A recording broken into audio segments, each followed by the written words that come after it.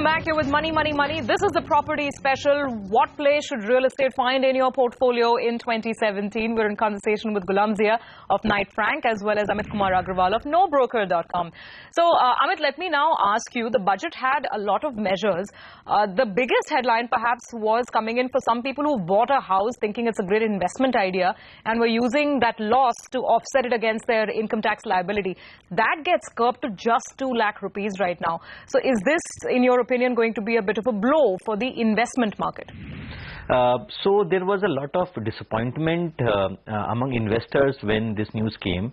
On the contrary, what people were expecting is that this 2 lakh limit would be increased, because this has been constant for some time. It was 1.5 lakhs and then just became 2 lakhs.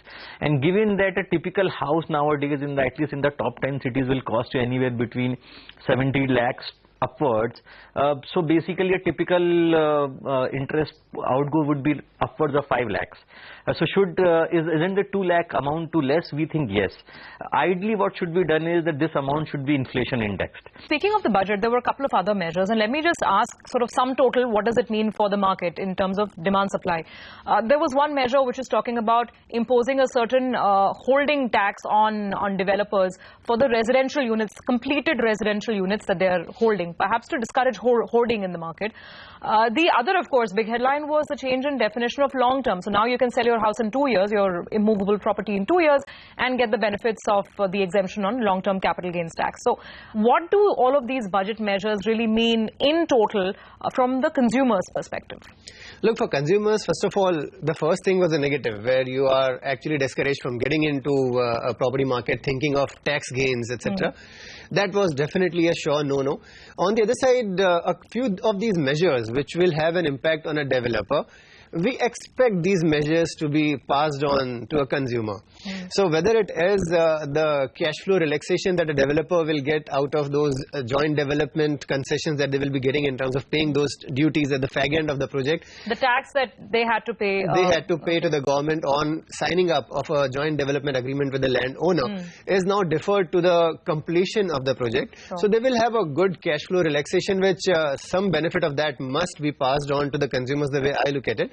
But then most of these are expectations from the industry. But then a developer who already is so much under pressure, whether he will be able to pass on those benefits to a consumer, only time will tell. But on the other side, because today consumer is the king, so I still want to believe, I have huge hopes that these things will be passed on to a consumer. Okay.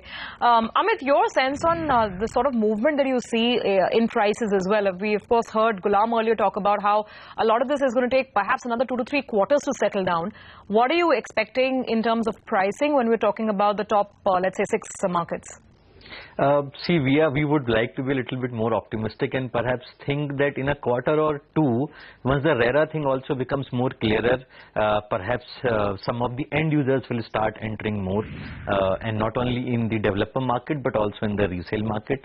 In terms of prices, yes, what's happening now is that people know that it's a buyer's market, and seller is hence forced to negotiate and keep the price down. So while I said that the developers are giving some freebies, in resale market, yes, sellers are negotiating and they know that the market is tough, and if they need liquidity, they need to take a haircut of anywhere between 5 to 10%, which I think buyers are also aware.